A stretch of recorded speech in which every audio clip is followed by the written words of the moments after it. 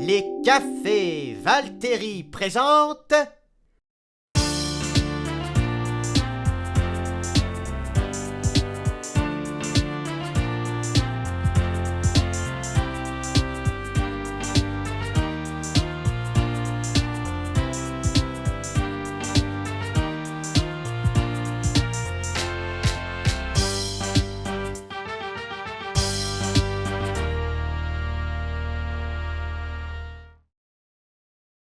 Bienvenue sur Formule Blabla pour cette soirée spéciale, une soirée exclusive.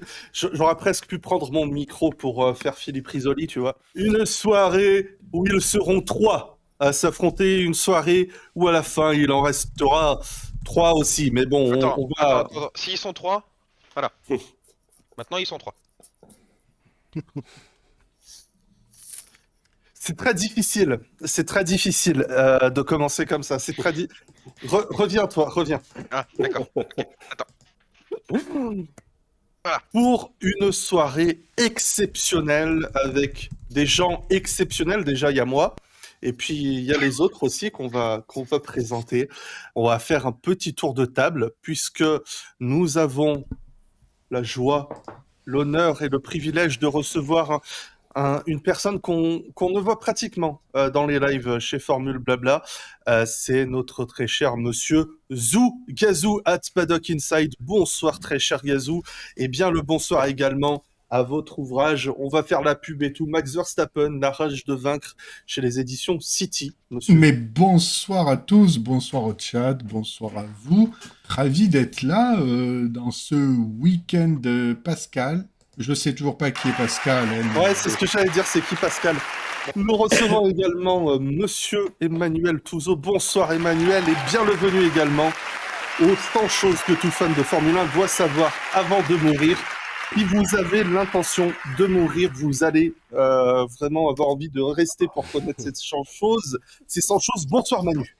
Bonsoir tout le monde, et merci de me recevoir sur cette chaîne où je t'ai pas vu depuis un petit moment, donc ça fait bien plaisir. Monsieur Loïc Schoenvapol, bien le bonsoir et également bienvenue à celui qu'on voit tout le temps maintenant par ici, c'est monsieur Fernando Alonso, itinéraire d'un monstre sacré de la Formule 1 chez Talent Édition. D'ailleurs, je ne l'ai pas précisé, mais également les 100 choses à savoir pour tous les fans de Formule 1 avant de mourir. Un titre de livre très simple à prononcer, c'est également chez Talent Édition. Bonsoir Nick, bonsoir Gazou, bonsoir Manu et bonsoir Régis, le régisseur. Donc, comment que ça va se passer ?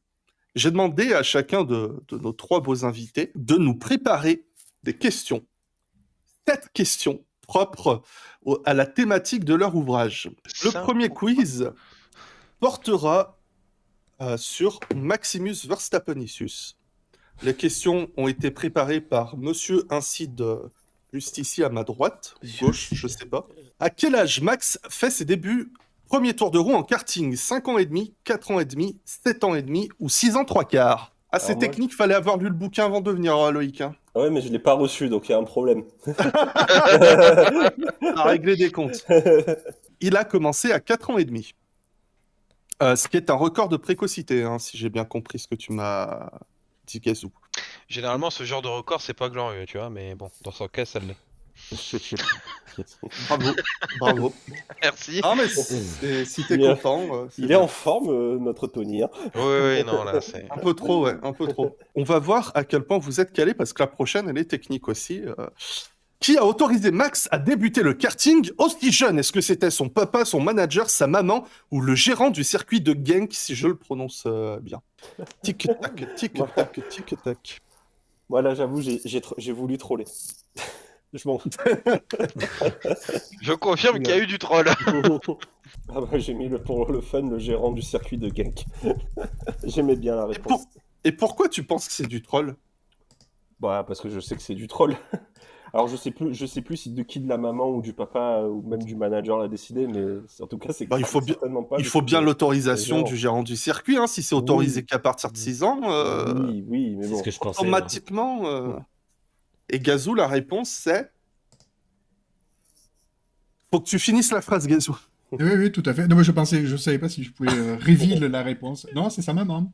Alors, en fait, Max Verstappen voit le fils Specs qui a 6 ans, qui fait du karting. Max Verstappen fait un caprice et veut lui aussi faire du karting à l'âge de 4 ans et demi. Son père Jos n'est pas du tout d'accord puisque pour lui, il vaut mieux attendre au moins 6 ans et demi pour débuter. Max fait un caprice et sa mère est toute seule ce week-end-là parce que comme le circuit de Genk est à 20 minutes de chez eux, de là où ils habitent, mais son père, lui, est au Grand Prix du Canada 2001. Donc sa mère appelle son père pour qu'il calme Max et qu'il lui redise une nouvelle fois non, ce que Jos fait au téléphone, mais en raccrochant, le petit Max n'est pas du tout calmé. Et c'est de là que sa mère va appuyer la demande auprès de son père et lui dire écoute, de toute façon, il veut faire du karting, laissons-le faire, on va y acheter un baby kart et puis il va commencer et puis on verra bien ce que ça donne. Donc c'est vraiment sa mère qui a poussé pour que Max débute aussi jeune. Sinon, son père, lui, voulait attendre un petit peu plus longtemps. Donc l'autre, là, il a interrompu un débriefing technique de la plus haute importance au Canada pour que sa femme lui dise « vu et sans tape, il fera du karting ». C'est ça, exactement ça. Combien de titres en karting Max a remporté? 8, 15, 16 ou 23? 8, 15, 16 ou 23. Et la réponse, Gazou, c'est... Et 23. Oh putain, j'ai hésité en plus. Moi aussi. 23 sur 8 saisons de karting, en fait. C'est incroyable. Eh bien, il y a des saisons où il a remporté 7 titres. Il y a une saison où il en remporte 7, une saison où il en remporte 6. Après, je crois qu'il y a 2 saisons où il en remporte 5. Et après, c'est 4-3-2-1. La toute première année de karting en 2006, il fait un titre. Il fait un titre dès sa première année en karting, en fait. Je veux pas dire, mais votre Hamilton, il lui a fallu 13 ans pour en gagner 7. Alors, vous allez me dire, mais comment il fait pour remporter 7 titres dans la même année? En fait, tout simplement, c'est qu'il y a énormément de championnats de karting. Du coup, dans une année, il parvenait à être inscrit dans 7 disciplines ou catégories différentes. Il a réellement commencé les compétitions à l'âge de 7 ans. À 7 ans, il battait des gamins de 10 ans, déjà, 10-11 ans. À partir de quand Max porte-t-il les couleurs Red Bull sur sa combinaison? Nürburgring 2014, Suzuka 2014, Melbourne 2015 ou Barcelone 2016? Manu? Oui. À partir de quand? Nürburgring 2014. Exactement, Gazou. J'ai mis Suzuka 2014, moi. Tout à fait. Il y avait 4 pièges, en fait. Il y avait littéralement sa première course officielle avec Red Bull pour Barcelone 2016, sa toute première course en F1 qui est Melbourne 2015 chez Toro Rosso, ses tout premiers essais officiels dans une séance officielle qui est Suzuka 2014.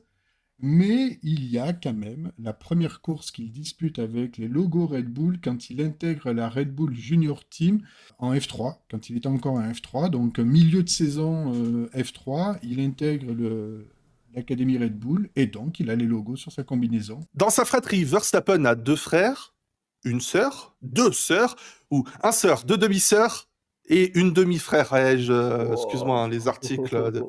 C'est intellectuel, là. Et je n'ai qu'une seule bonne réponse. Et qui nous vient de...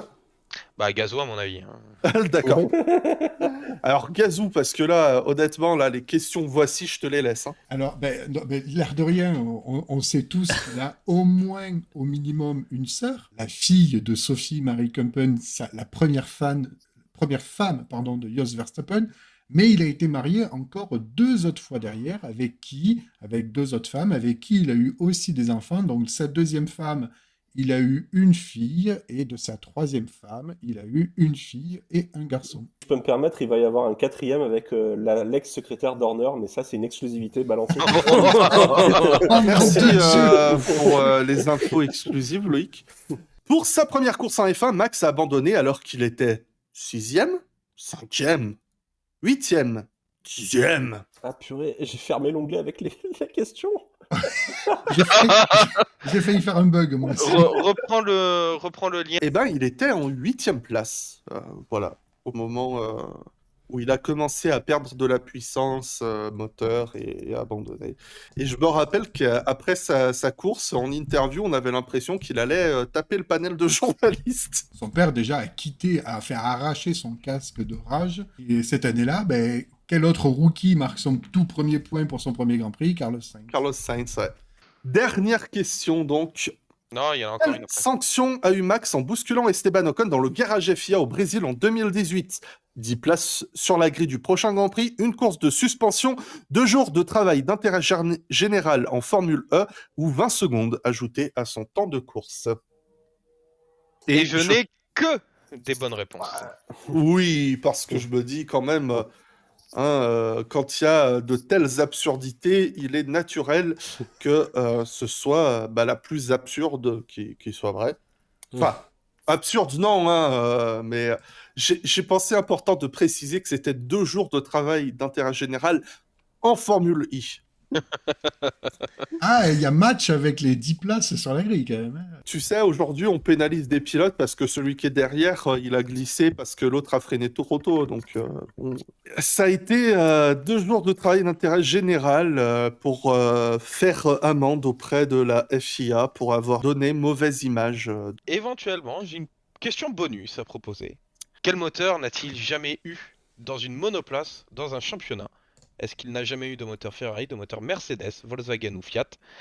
Et je n'ai eu que des bonnes réponses avec un moteur Mercedes. Ça a été très vite. Ça a été très rapide. Et qui a gagné donc entre Loïc et Manu? Roulement de tambour. Il s'agit de Manu qui a gagné. Félicitations à Manu. Qui a gagné le droit de rejouer pour le prochain quiz et qui est déjà là. Gazou et Loïc, vous pouvez rejoindre. Je crois que j'ai encore fermé le... J'ai redonné le lien avec le code d'Oriane. On a parlé du plus jeune champion du monde qu'on a sur la grille. À présent, on va parler du plus ancien. Voilà, non, j'essaye d'improviser des transitions, là, vous niquez toute ma soirée. Alors attention, fan de Nando Alonso, ça va être le moment. C'est parti. Comment s'appelle la grande sœur de Fernando Alonso? Lorena, Anna, Raquel ou Dame Blabla? Je n'influence évidemment pas les réponses. Reveal Hamster est la bonne réponse, Loïc. C'est Lorena. Non, j'ai voulu juste faire un petit quiz sur la famille, ben voilà, pour parce que ça me permettait. Non, c'est l'instant voici, visiblement. Ça me permettait un peu de parler aussi un peu des débuts, puisque en fait, à la base, ce qu'il faut savoir, c'est que pour Fernando, en fait, le kart était prévu pour sa grande sœur Lorena. Ah oui, oui. Et que en fait, elle préférait jouer plus à la poupée, et que c'est Fernando, du haut de ses 3 ans, s'est dit, moi, je m'amuse bien avec ça, donc le papa, en fait, il a ajusté les pédales, et puis Fernando a commencé le kart à 3 ans et demi. Donc... Ah, j'ai cru qu'à 3 ans, il aimait bien jouer à la poupée. Je me suis dit, waouh. Donc là, Loïc vient de vous épargner les 36 premières pages de son bouquin. Lors de la saison 2004, quel Grand Prix Fernando a-t-il remporté? Monaco, Hongrie, Belgique ou aucun des 3? Ou aucun Grand Prix plutôt. Aucun Grand Prix, ouais. Voilà. Et je n'ai que des bonnes réponses parmi nos invités. Eh oui, Gazou, lequel qu'il a gagné? On a eu Trulli à Monaco. Eh oui, on a seulement eu 3 vainqueurs différents autres que Ferrari cette année-là. Alors on a envie de dire, sortant de 2023, wow, 3 équipes différentes qui gagnent en plus. C'était incroyable. Mais c'est magnifique. Mais non, à l'époque, c'était chiant. Ouais. Depuis quelle position sur la grille Alonso s'élance-t-il lors du Grand Prix d'Europe 2012? Est-ce 9e, 11e, 13e ou 15e?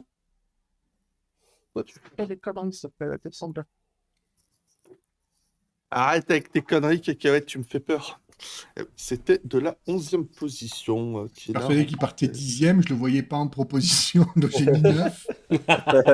Tout juste éliminé en Q2, et le lendemain, ça a donné une... Ce qui était une habitude en 2012. Oui, et je pense que...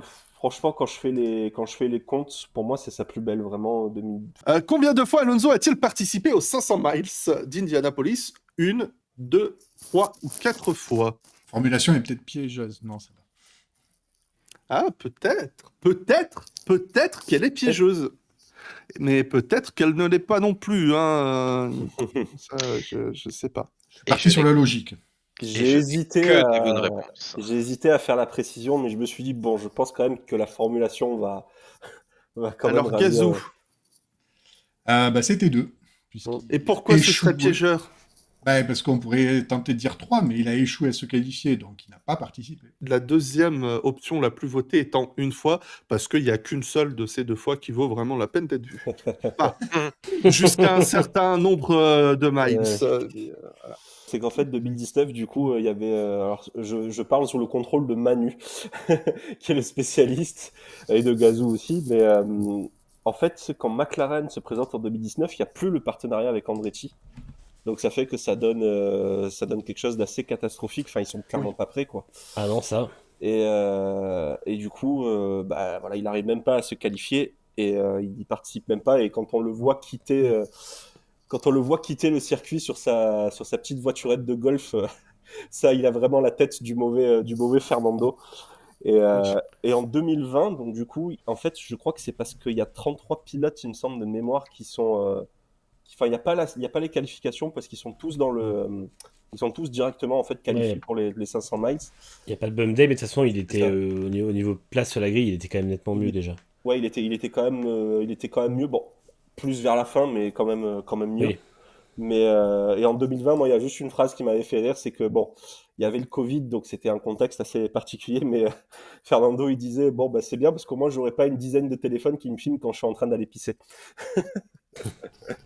Donc ça, De j'ai trouvé l'Alonso. ça assez drôle. Bon, Quel est bah, le meilleur voilà. résultat d'étape de Fernando lors de sa participation au Dakar en 2020? Premier, deuxième, troisième ou quatrième meilleur résultat d'étape au Dakar en 2020. Et par rapport au Dakar, du coup, pour renchaîner, donc le meilleur résultat d'étape, c'était deuxième. Donc il n'a pas gagné d'étape au Dakar. J'ai confondu son tonneau et sa victoire. Ce qui est pourtant pas vraiment pareil. Hein. Il y a quand même une sacrée différence.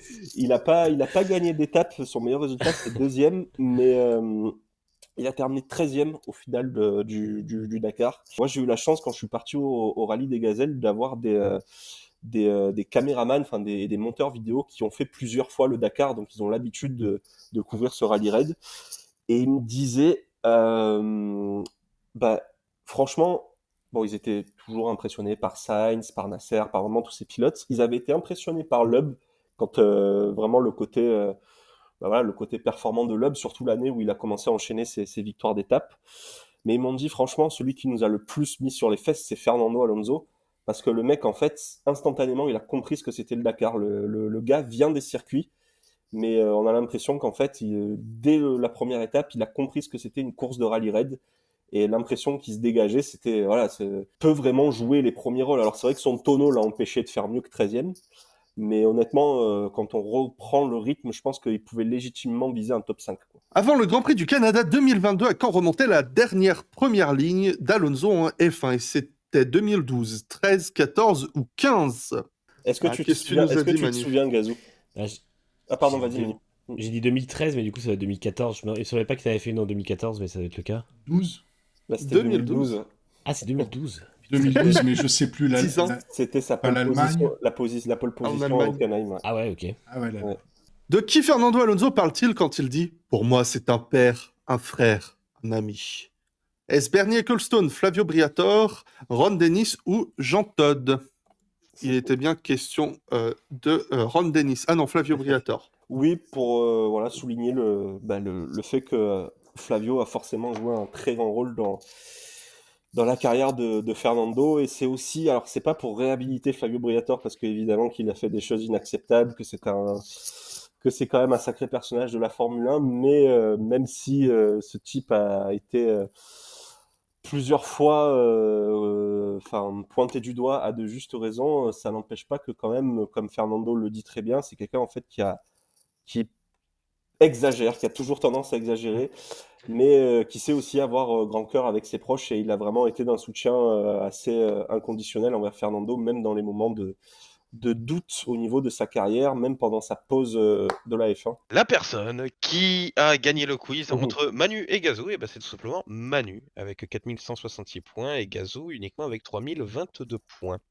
On va en parler juste après. C'est donc la question de culture générale. Donc, vous ne serez pas perdus.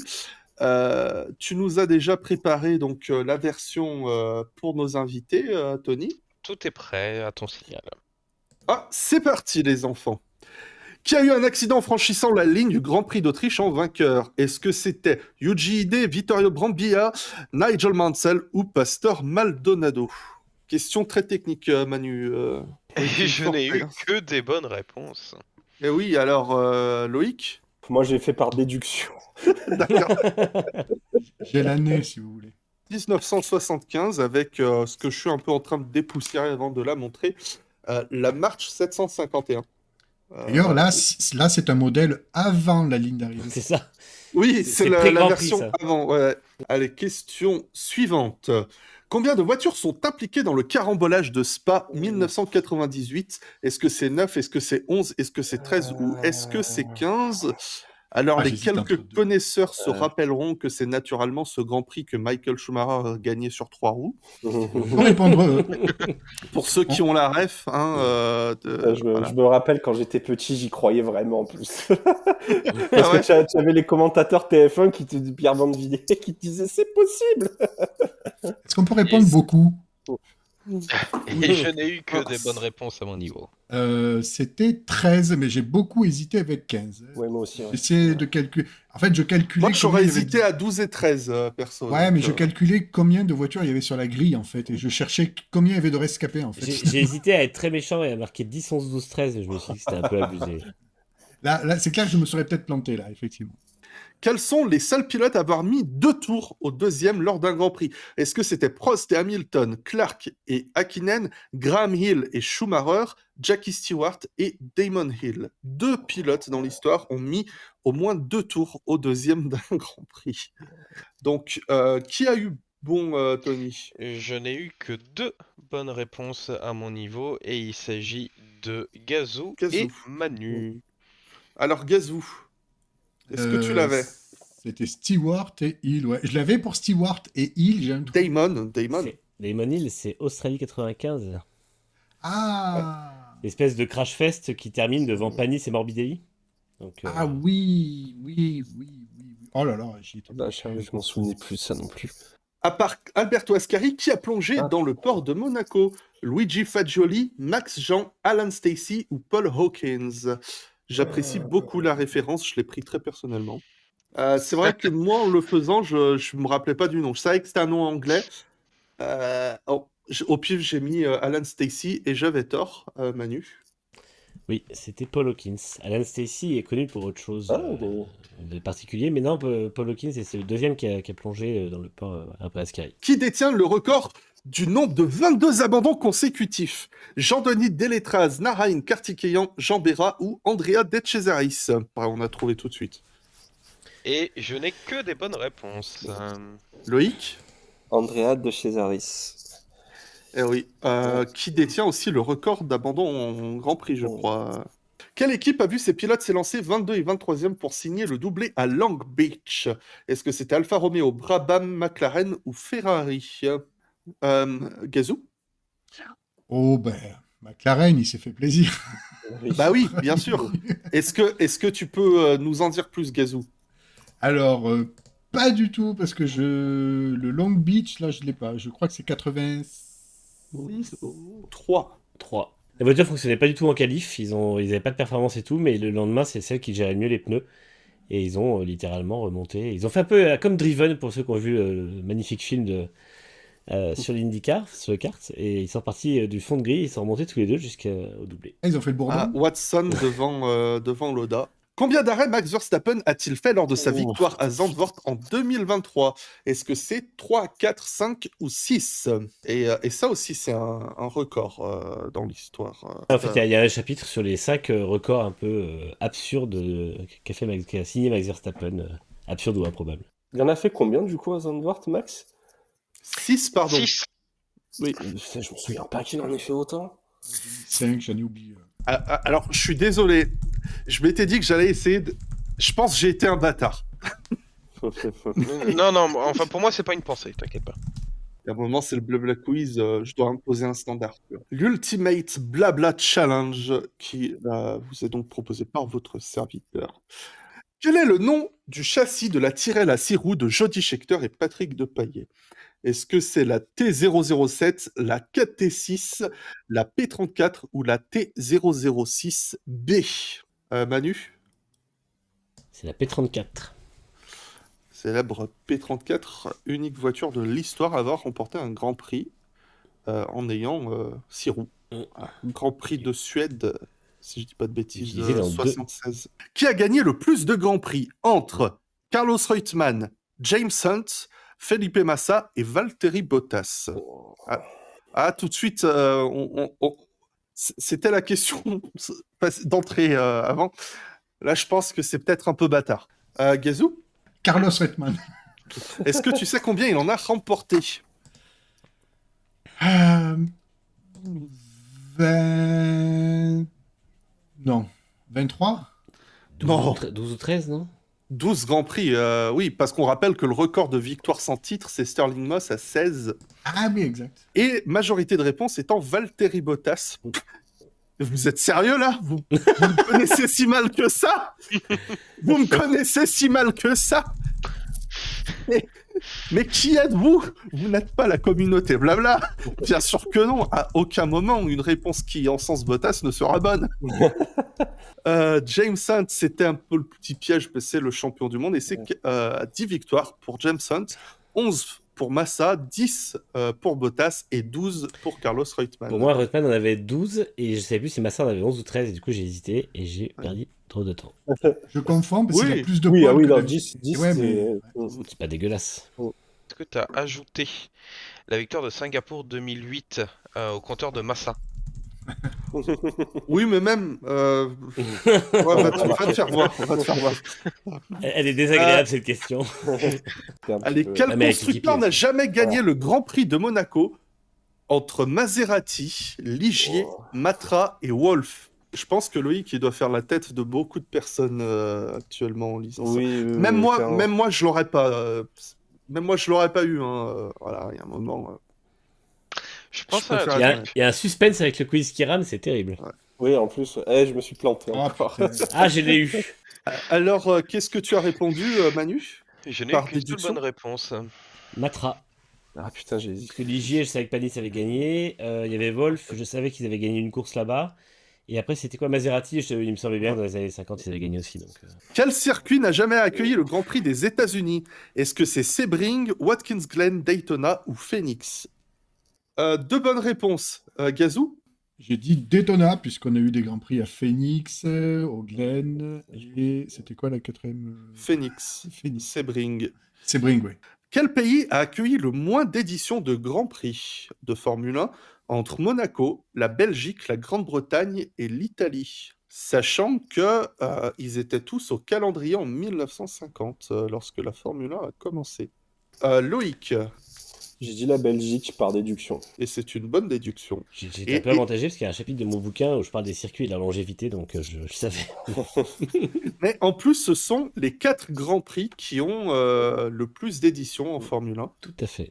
qui est la suivante. Sous quel nom Williams s'est engagé lors de sa refonte en 1977? Est-ce que c'était Frank Williams Racing Cars, Williams Grand Prix Engineering, Williams Racing ou Williams et Head Racing Partnership?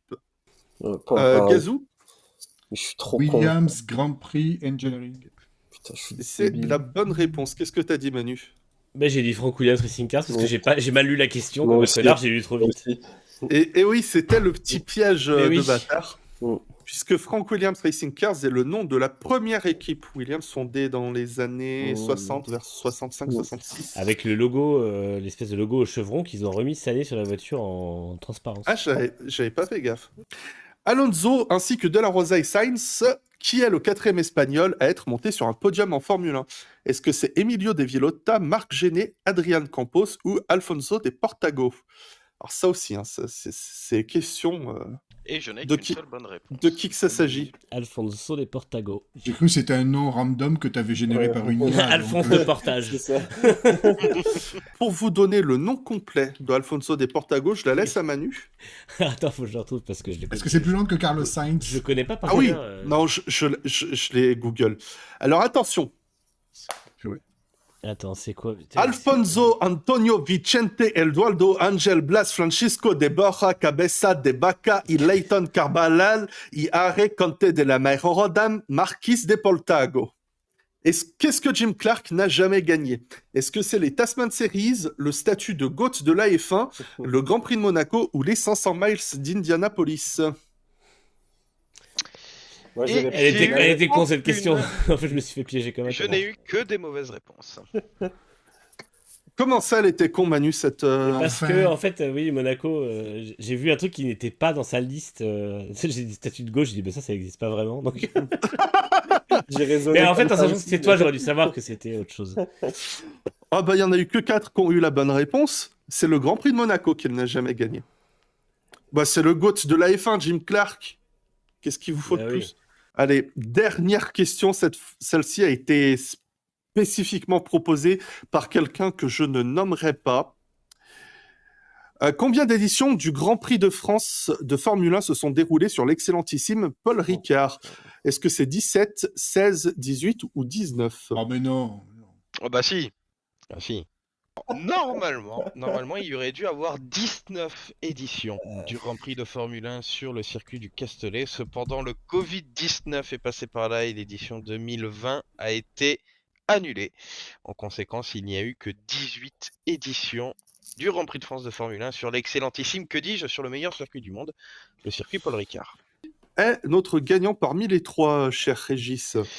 Eh ben, nous avons à la 3e position avec 700 points Loïc, Ouhou. avec une bonne réponse sur 10. En 2e position avec C'est honteux. 5 bonnes réponses C'est Gazou. honteux. Et donc en première position avec 4120 points et également 5 bonnes réponses, Emmanuel Touzeau. Oh, je l'ai gagné à la vitesse. Tu l'as Ah gagné à la oui, Ah oui. oh là là, terrible. Bon, merci à tout le monde pour d'avoir participé. Merci aux amis d'avoir été là et pour votre petite participation pour les cadeaux. Des bisous.